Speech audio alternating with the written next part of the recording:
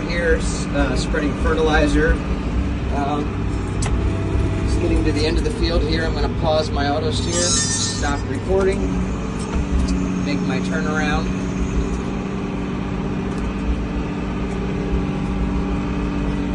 Get close to my purple line here. Hit continue to pick up the purple line, start recording.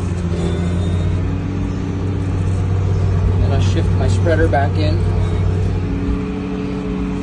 We have 40-foot offsets set up as we get very, very accurate fertilizer spreading.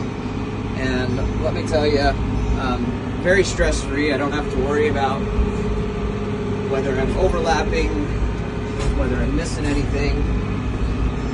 Just need to keep my PTO at the right speed and sit back and relax.